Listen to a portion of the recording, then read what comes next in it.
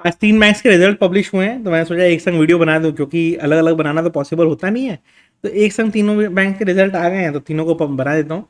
तो ICICI bank, Kotak bank and Yes bank, तीनों bank के रिजल्ट पब्लिश हुए हैं। क्या रिजल्ट्स में है हम लोग देख लेते हैं, एंड क्या क्या इंपॉर्टेंट फैक्टर्स होंगे जो मैं आपको बताना चाहूंगा, जो आपको ध्यान रखना होगा। क्योंकि अगर आप न्यूज़ चैनल पे और टीवी चैनल पे सुनेंगे ना, तो वो कभी भी कोई रिजल्ट को खराब नहीं बोलेंगे। अब काफी लोग बोलेंगे सर आप हर रिजल्ट को खराब बोलते हो।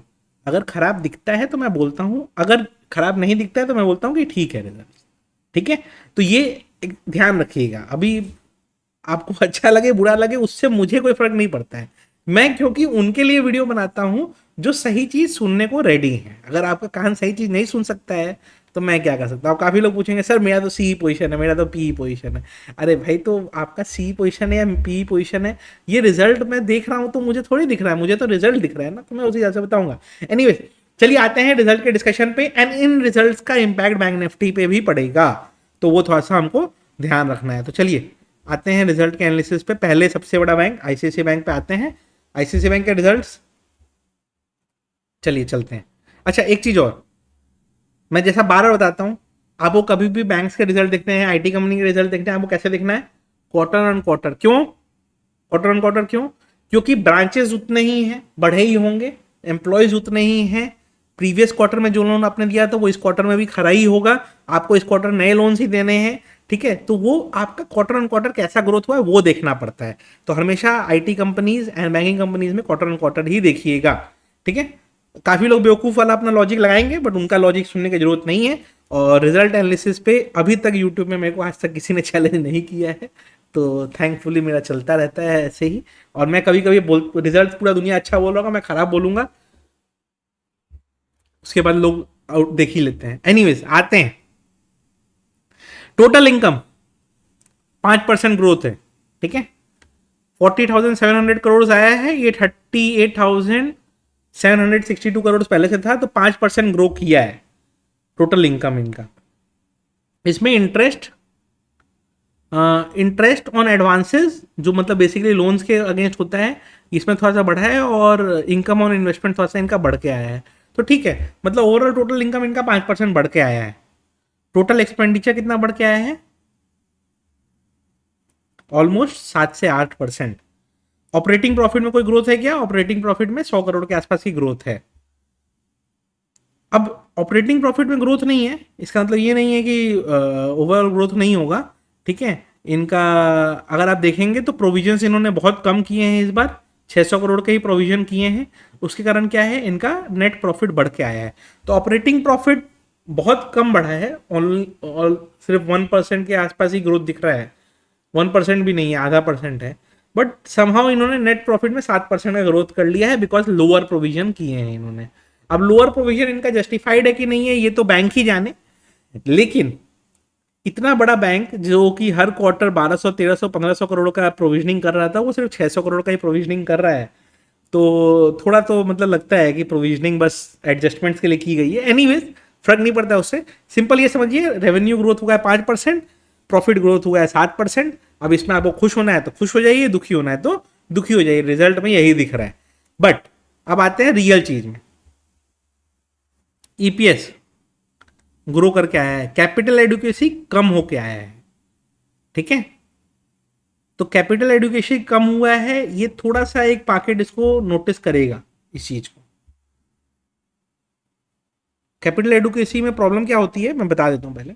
इनको ना फिर क्या है, अपना कैपिटल का कैपेसिटी, ऑल्दो जो बेसल नॉर्म्स है उसके ऊपर है इनका कैपिटल, तो उसमें दिक्कत नहीं है। बट कैपिटल एडुकेसी कम होने का मतलब ये होता है कि हो सकता है बैंक्स को फर्दर फंड रेजिंग के लिए जाना पड़े इन फ्यूचर।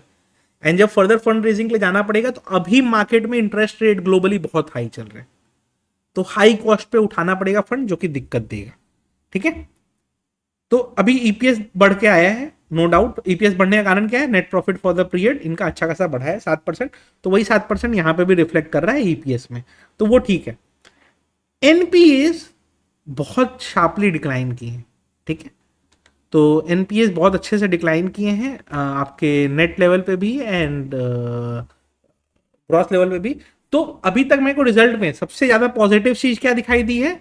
तो टर्नओवर बहुत ज्यादा नहीं बढ़ा, रेवेन्यू प्रॉफिट बहुत ज्यादा नहीं बढ़ा, बट एनपीए बहुत इंप्रूवमेंट हुआ है, तो अगर ये एनपीए इंप्रूव हुआ है तो इसको हम अच्छा एनपीए माना जाएगा, क्योंकि 2.76% से 2.48% आया है, तो एनपीए में काफ़ी इंप्रूवमेंट है।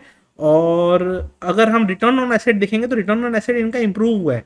रिटर्न ऑन एसेट इंप्रूव होने का एक चीज़ और भी है, अगर आप H D F C bank का देखेंगे ना तो उनका रिटर्न ऑन इन्वेस्टमेंट 2 के आसपास था, इनका 2.41 है। तो एसेट वाइज रिटर्न जो होता है वो ये बेटर जनरेट करके दे रहा है अपने इन्वेस्टर्स को, प्लस इन्वेस्टर्स को स्टॉक में भी रिवॉर्ड इसी ने दिया है। आज से 2 साल पहले ये 600 चलता था, अभी 1000 के आसपास 930 वगैरह है, अब रोने मत लगिए 10-20 रुपए के लिए, लेकिन वो वहां तक पहुंचा। और H D F C bank जहाँ है वहीं बैठा हुआ है, तो H D F C bank से इसका एसेट ऑन रिटर्न बेटर है। हाँ, रेवेन्यू और प्रॉफिटेबिलिटी में ग्रोथ होना चाहिए था, लेकिन बस वही बात है कि अगर 5% 7% ही ग्रो किया है तो ठीक है, अगर इंडस्ट्री में बाकी बैंक्स इतना ग्रो नहीं कर रहे हैं तो इन्होंने अच्छा किया है और एसेट क्वालिटी इंप्रूव की है, तो एसेट क्वालिटी इंप्रूवमेंट के लिए इनको प्लस पॉइंट्स देने पड़ेंगे हमें। ठीक है, ये स्टैंड अलोन रिजल्ट हुआ। अब आते हैं कंसोलिडेटेड रिजल्ट में। अच्छा, एक बार सेगमेंट वाइज देख लेते हैं कि कहीं हाँ, रिटेल बैंकिंग में इनका ठीक ठाक इंप्रूवमेंट है, होलसेल बैंकिंग भी ठीक है, ट्रेजरी में भी अच्छा पैसा कमाया है इन्होंने। तो यही बात है, ये सब बैंक ट्रेजरी में ज़्यादा पैसा छाप रहे हैं आजकल। अब देखो ना, 79,000 टोटल सेगमेंट रेवेन्यू अगर इतना है, उसमें 27,000 करोड़ ट्रेजरी का ही ऑपरेशन है, तो छापा तो इन्होंने मेन पैसा वहीं पे है। तो बेसिकली ये लोग भी ट्रेडिंग से ही पैसा कमा रहे हैं, बैंकिंग से पैसा इनका बन नहीं रहा है। एनीवेज, चलिए आते हैं कंसोलिडेटेड में। कंसोलिडेटेड में ग्रोथ दिख रहा है। कंसोलिडेटेड में देखेंगे आप तो 57,000 करोड़ है यहाँ पे, ये 52,000 करोड़ था, ऑलमोस्ट 10% के आसपास आपके टोटल इनकम में ग्रोथ है। ऑपरेटिंग प्रॉफिट में नेग्लिजिबल ग्रोथ है, मतलब एक्सपेंसेस फिर बढ़ के आए हैं इनके। यानी कि मेरे को जो समझ में आ रहा है कि थोड़ा सा इनके ऊपर मार्जिन का प्रेशर है। तो नेट मार्जिन का प्रेशर आपके एच में भी दिखा था, आईसीआईसी में भी दिख रहा है, कोटक का रिजल्ट दिखाऊंगा उसमें भी दिख रहा है। तो मार्जिन का इशू तो चल रहा है बैंक में।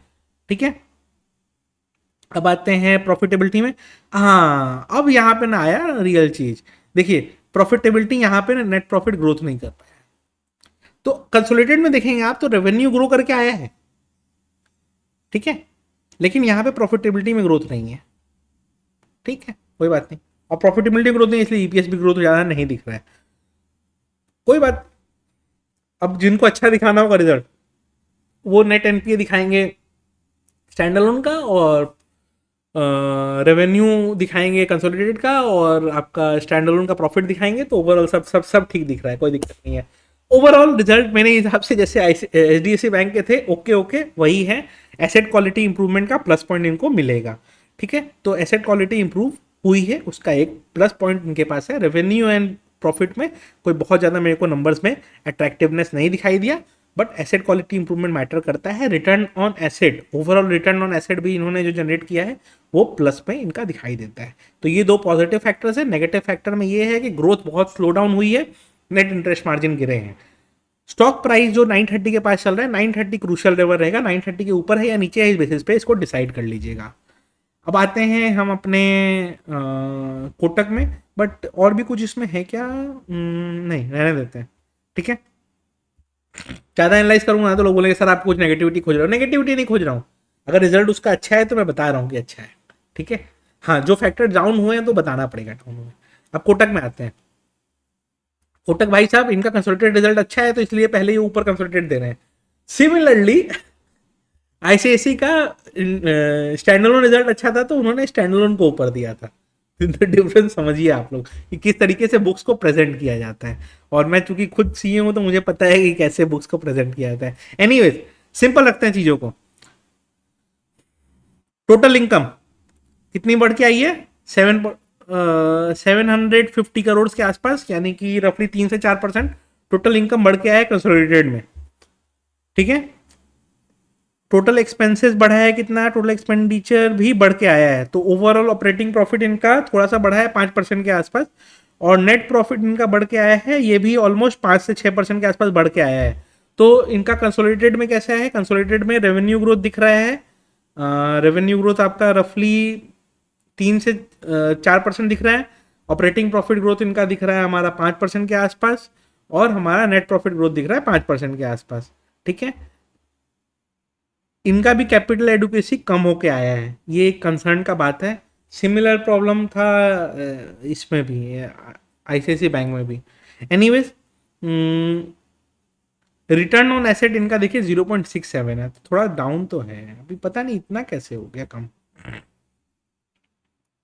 एनपीए, एनपीए इनके भी इंप्रूव हुए हैं, नेट और ग्रॉस दोनों ही इंप्रूव हुए, तो दो एनपीए में इंप्रूवमेंट है, यानी कि एनपीए साइकिल बैंक्स के इंप्रूव हो रहे हैं ओवरऑल।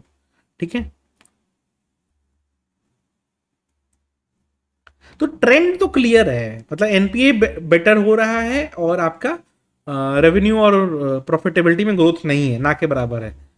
ठीक है, तो क्योंकि इतना स्टाफ है, दिन भर फोन ही आता है, सर मैं कोटक महिंद्रा बैंक से बोल रहा हूँ लोन ले लीजिए, मैं एचडीएफसी बैंक से बोल रहा हूँ लोन ले लीजिए, उसके बाद ही 5-6% ही ग्रोथ आ रहा है। ठीक है, अब आते हैं अपने स्टैंडर्ड रिजल्ट पे। स्टैंडर्ड रिजल्ट में देखेंगे तो टोटल इनकम 2% बढ़ा है। Okay, operating expenses okay, profitable total expenditure okay, total expenditure इतना बढ़ गया।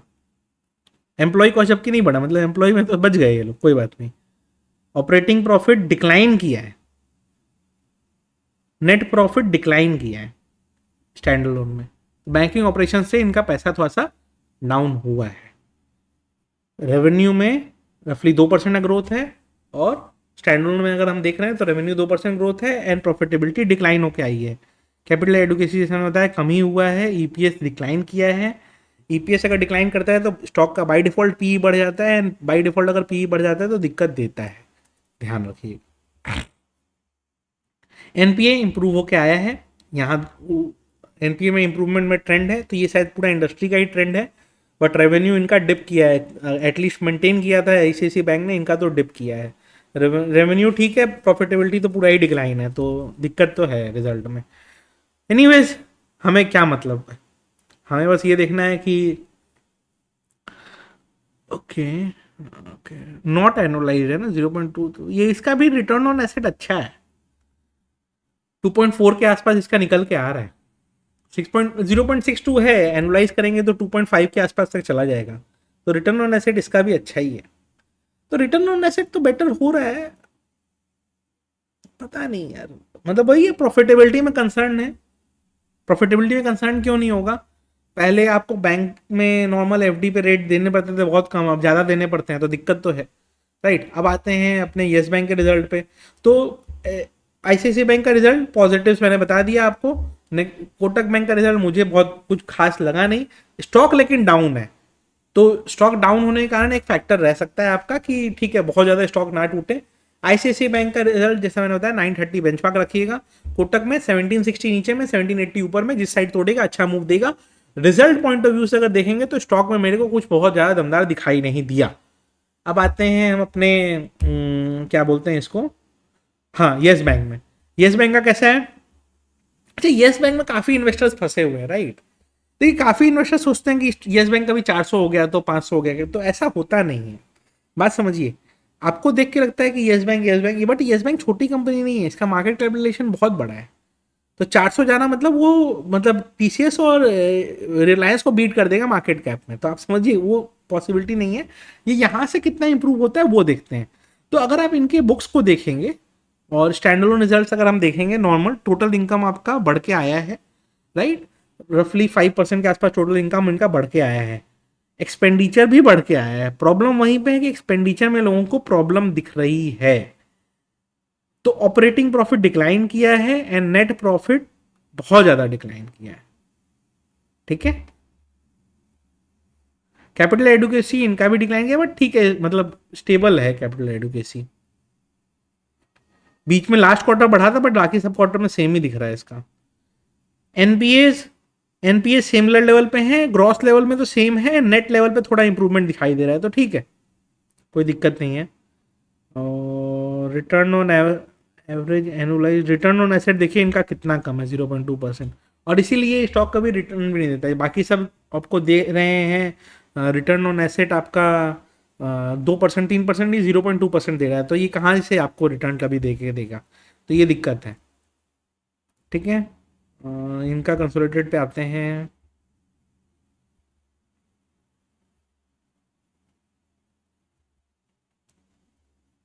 हम्म सो इनके कंसोलिडेटेड को देखते हैं। कंसोलिडेटेड में इनके यहाँ पे ग्रोथ वही 5% इधर दिख रहा है, एक्सपेंडिचर बढ़ा है। नेट प्रॉफिट इनका यहाँ पे भी डिक्लाइन ही है, तो डिक्लाइन है तो अब क्या कर सकते हैं, कुछ कर नहीं सकते। ईपीएस फिर डिक्लाइन किया है। ग्रॉस एनपीए बढ़ के आए हैं। अच्छा ठीक है, परसेंटेज टर्म्स में सेम है, तो बहुत ज़्यादा कुछ देखने लायक यहाँ पे भी नहीं है। ओवरऑल ओके ओके रिजल्ट्स हैं, बहुत कुछ एक्स्ट्राऑर्डिनरी कुछ नहीं है। स्टॉक ऑलरेडी मरा हुआ है, तो कितना मारोगे आप इसको, मरे हुए को ज़्यादा मार नहीं सकते। तो सिंपल सा ये ध्यान रखिएगा कि ठीक है, कोई इन्वेस्टर इसमें फंसा हुआ है बहुत दिन से, 20 21 22 के आसपास है, कभी भी जीवन में निकल जाइएगा इससे, बैठ के मतलब नहीं है। आप देख ही रहे हैं बाकी बैंक से return on asset, HDFC bank का 2% है, आईसीआईसी 2.5 पे बैठा हुआ है, कोटक 2.5 पे बैठा हुआ है, 0.2 पे बैठे हुए हैं। बैठ के ज़्यादा दिन मतलब नहीं है। मेरे पास खुद थे बहुत सारे ये स्टॉक्स, मैंने सबको एग्जिट कर लिया है। बैठ के कोई मतलब नहीं है, फंस के कोई मतलब नहीं है। खाली करिए, पैसे को फ्री करिए, कहीं और लगाइए। हाँ ये है कि ये स्टॉक 20 22 21 तक जाता है तब एग्जिट कर लेना सही होगा, बस यही ध्यान रखना है। और ओवरऑल बाकी सब चीज़ें जैसे हमने डिस्कस करी, आईसीआईसी का 930 का लेवल ध्यान रखिएगा, कोटक में 1760 1780 लेवल ध्यान रखिएगा। चूंकि इसका स्टॉक प्राइस पहले ही बहुत करेक्ट हो गया था कोटक का, तो हो सकता है कि रिजल्ट की नेगेटिविटी बहुत ज़्यादा उस पर ना असर डाले, क्योंकि स्टॉक ऑलरेडी बहुत नीचे के लेवल पे है। हाँ लेकिन जैसा रिजल्ट है, अगर स्टॉक नीचे नहीं होता तो यहाँ से और 3 4% टूट जाना चाहिए था। एंड सिमिलरली हम आईसीआईसी की बात अगर करेंगे, तो जितना वो फास्ट ग्रो कर रहे थे, वो ग्रोथ थोड़ा हॉल्ट दिखाई दे रहा है। वीडियो अच्छी लगी हो तो लाइक कर दीजिएगा।